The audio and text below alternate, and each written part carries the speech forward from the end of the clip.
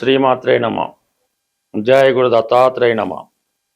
ఈ వీడియోలో మనం వృశ్చిక రాశి వారికి మే 1వ తారీఖు నుంచి 15వ తారీఖు మధ్యలో జరగబోయే పక్ష ఫలితాలు పరిశీలించినప్పుడు మరి వృశ్చిక రాశి వారికి ప్రధానంగా శుక్రగ్రహం ఈ పక్షం 14వ తారీఖు వరకు సప్తమ స్థానంలో మాలవ్య మహాపురుష యోగం అనే పంచమహాపురుష యోగంలో ఉండడం వల్ల మరి వృశ్చిక రాశి వారు ప్రధానంగా ఎదుర్కొన్నటువంటి ఉద్యోగ సమస్యలు కానీ వివాహ సమస్యల నుంచి బయటపడడం జరుగుతుంది.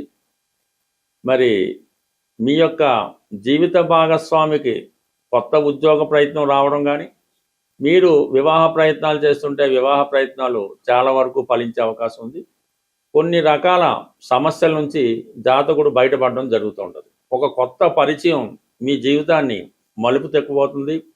వారి యొక్క సహకారంతో మీలో ఉన్నటువంటి బలహీనతలు తగ్గించుకొని మీ జీవితాన్ని మళ్ళా కొత్తగా మంచి మార్గం వైపు ప్రయాణించే అవకాశం ఉన్నది.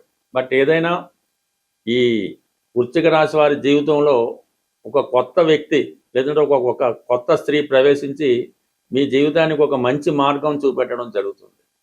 అయితే గతంలో ఉన్నటువంటి చాలా బలహీనతల నుంచి మీరు బయటపడవలసి ఉంటుంది. ప్రధానంగా ఈ స్పెక్యులేషను, షేర్ మార్కెట్టు, జోదం, పందాలు, బెట్టింగు ఇటువంటి వాటి నుంచి కంప్లీట్గా మీరు బయటపడే ప్రయత్నం చేయడం మంచిది.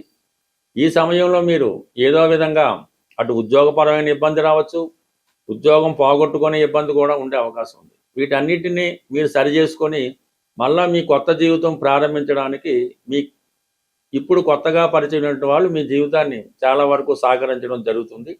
ఈ అవకాశాన్ని మీరు కంపల్సరిగా ఉపయోగించుకోవాల్సి ఉంటుంది.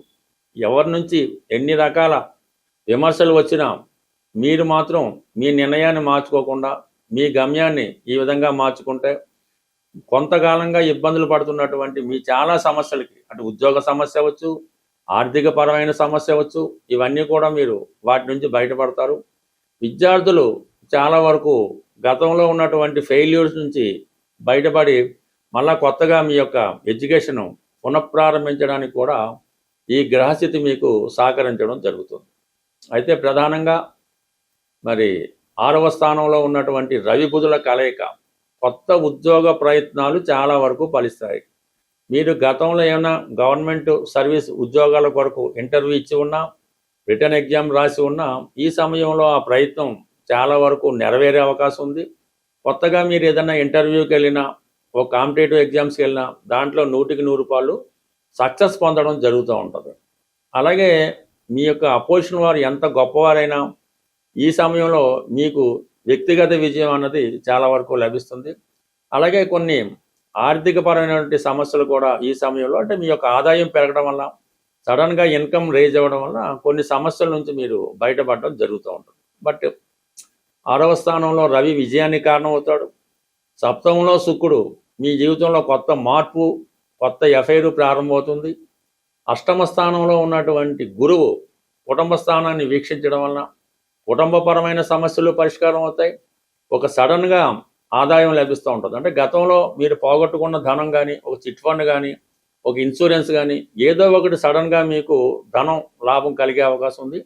ఆ ధన లాభం వలన కొన్ని సమస్యలు కూడా పరిష్కారం అయ్యే అవకాశం ఉంది. అలాగే మీ యొక్క యాటిట్యూడు, మీ నడవడిక ఈ సమయంలో మార్చుకునే అవకాశం ఉంది. ఎందుకంటే అతి తొందరలో గురువు భాగ్యస్థానం అయినటువంటి తన ఉచ్చులోకి రావడం జరుగుతుంది. అంటే ఇప్పుడు మీ కుటుంబ స్థానాధిపతి, ధనస్థానాధిపతి ఉచ్చులోకి వస్తాడు. పంచమాధిపతి ఉచ్చులోకి రావడం వల్ల మీకు ఉన్నటువంటి సమస్యలు, ఆర్థిక సమస్యలు, వ్యక్తిగత సమస్యలు, అలాగే ప్రేమలో విఫలం అవ్వడం ఇవన్నీ కూడా తొందరలోనే పరిష్కారం అవుతాయి. కాబట్టి ఇది నెమ్మదిగా ఆ గ్రోత్ ఇప్పటి నుంచే స్టార్ట్ అవ్వడం జరుగుతుంది. కాబట్టి ఈ ప్రయత్నాలు మీరు చేసుకోవడం వల్ల గతంలో ఉన్నటువంటి బలహీనతలు వదులుకుంటే అతి తొందరలో కొత్త జీవితం ప్రారంభమవుతూ ఉంటుంది. బట్ ఏదైనా 4వ స్థానంలో ఉన్నటువంటి రాహు మిమ్మల్ని ఎంత ప్రయత్నం చేసినా మీ బలహీనత నుంచి బయటపడలేకపోతుంటారు. ఒక గట్టి ప్రయత్నం ద్వారా ఒక వ్యక్తి యొక్క ప్రోత్సాహంతో కంప్లీట్గా మీ జీవితానికి మార్పు రాబోతుంది. ప్రస్తుతం ఈ గోచార ఫలితాలు కేవలం మనం చంద్రుడు ఉన్న రాశిని బట్టి చెప్పడం జరుగుతూ ఉంటుంది. అయితే ఇవి కొన్ని సందర్భాల్లో మీకు సరిపోవచ్చు, సరిపోకపోవచ్చు. అయితే వ్యక్తిగత జాతకం అన్నది చాలా ఇంపార్టెంటు. అలాగే ప్రస్తుతం మీకు జరుగుతున్నటువంటి దశ, అంటే మీరు పుట్టిన జన్మ నక్షత్రం బట్టి ఒక దశ నడుస్తుంటుంది. ఎప్పుడూ కూడా ఈ జాతకంలో ఉన్నటువంటి, మీరు పుట్టినప్పుడు జన్మ జాతకంలో ఉన్నటువంటి గ్రహస్థితి, జరుగుతున్నటువంటి దశ, ఇవి ఇంపార్టెంట్గా మీకు ప్రభావాన్ని చూపిస్తూ ఉంటాయి. అయితే ఈ గోచారం అన్నది ఏంటంటే, మీ జాతకంలో ఉన్న మంచి ఫలితాన్ని కానీ శుభ ఫలితాన్ని కానీ ఈ గ్రహాలు ఆ టైంని కొంతవరకు ఇండికేట్ చేసి ఆ సంఘటన జరగడానికి ఉపయోగపడుతుంటాయి. అందువల్ల మీరు పూర్తిగా ఈ గోచారాన్ని బేస్ చేసుకుని మీరు పెద్దగా సంతోషపడక్కర్లేదు, అలాగే నిరాశపడక్కర్లేదు. అందుకని ఏదైనా జాతకంలో ప్రధాన సమస్య ఉన్నప్పుడు, కొన్ని పనులు జరగటం లేదు, ముఖ్యంగా వివాహం, ఉద్యోగం ఇటువంటివి వచ్చినప్పుడు మీ జన్మ జాతకాన్ని పరిశీలించుకొని తగు విధంగా పరిహారం చేసుకుంటేనే మీకు ఆ ఫలితం అన్నది దక్కడం జరుగుతూ ఉంటుంది. అయితే ఈ కలియుగంలో ఈ పరిహారం అన్నది ఎవరికి వాళ్ళు స్వయంగా చేసుకోవడం వల్ల మాత్రమే ప్రభావం చూపుతుంది తప్ప, మీ తరపున మీ తల్లిదండ్రులు ఇంకోలో చేయడం వల్ల పెద్దగా ఉపయోగం ఉండదు. అయితే ప్రధానంగా మీ జన్మ జాతకంలో అవచ్చు, ప్రస్తుతం గోచారరీత్యా పాపగ్రహ ప్రభావం ఉంది. అంటే జన్మరాశిలో పాపగ్రహం లేదంటే పాపగ్రహ దృష్టి ఉన్నప్పుడు ఆ గ్రహానికి సంబంధించినటువంటి దానం, మీరు అంటే డొనేషను, అది గ్రహాన్ని బట్టి మీరు ఆ దానం చేయవలసి ఉంటుంది. లేదా గోవుకి ఏమైనా డొనేషన్ చేయడం కానీ, గోవుకి ఆహారం పెట్టడం వల్ల ఈ పాపగ్రహాలు మీకు అనుకూలంగా మారడం జరుగుతూ ఉంటుంది. అంటే పాపగ్రహాలు అంటే మనకి రాహు, కేతువు, కుజుడు, శని, ఇవి సాధారణంగా పాపగ్రహాలు కాబట్టి వాటికి ఎంతసేపు కూడా మీరు డొనేషన్స్ ద్వారా, సేవ చేయడం ద్వారా మీరు దాని నుంచి మంచి ఫలితం పొందొచ్చు. అయితే శుభగ్రహాలు ఇబ్బంది పెడుతున్నాయంటే కొన్ని సందర్భాల్లో శుభగ్రహాలు కూడా ఇబ్బంది పెడతాయి కొన్ని లగ్నాల వారికి. అప్పుడు ఆ శుభగ్రహాలకి ఏం చేయాలంటే, మీరు ఆ దైవానికి, ఏ గ్రహం అయితే ఇబ్బంది పెడుతుందో ఆ గ్రహం యొక్క దైవానికి మీరు పూజా కార్యక్రమాలు దేవాలయంకి వెళ్ళడం వల్ల పరిష్కారం చేసుకోవచ్చు. ఉదాహరణకి ఏంటంటే, శుక్రగ్రహం వల్ల ఇబ్బంది కలుగుతుంది, లక్ష్మీ అమ్మవారినో దుర్గా అమ్మవారినో ఆరాధించుకోవచ్చు. బుధగ్రహం వల్ల ఇబ్బంది పడుతుంది, వినాయకుడిని కానీ వెంకటేశ్వర స్వామి కానీ పూజించుకోవచ్చు, విష్ణుమూర్తిని పూజించుకోవచ్చు. గురుగ్రహం వల్ల ఇబ్బంది కలుగుతుంది, దత్తాత్రేయుని పూజించుకోవచ్చు, శివుణ్ణి పూజించుకోవచ్చు, దక్షిణామూర్తిని ఆరాధించవచ్చు. ఈ విధంగా శుభగ్రహాలు మాత్రం దైవ దర్శనం, దైవారాధన, ఈ ఉపవాసాల వల్ల కంప్లీట్గా మీరు సాల్వ్ చేసుకోవచ్చు.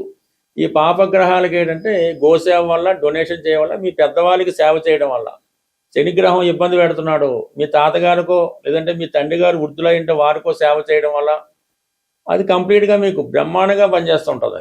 అలాగే చంద్రుడు ఇబ్బంది పడుతున్నాడు, మదర్కి సేవ చేయడం, అమ్మమ్మ గారికి సేవ చేయడం, స్త్రీలకు సేవ చేయడం, ఈ విధంగా సేవ చేయడం వల్ల కూడా ఈ పాపగ్రహాలు మీకు అనుకూలంగా మారడం జరుగుతూ ఉంటుంది. అంటే మీ కొరకు మీరు చేసుకుంటేనే ఈ ఫలితం దక్కుతుంది తప్ప, మీ కొరకు ఇదో డబ్బు ఖర్చు పెట్టి ఎవరితో జపాలు చేయించాం, పూజలు చేయించాం, హోమాలు చేయించాం, మీరు ఎక్కడో అమెరికాలో ఉంటాడు, ఇక్కడ ఇండియాలో ఏదో ఏం చేస్తే మీకు ఏమొస్తుంది, మనీ వేస్ట్ తప్ప.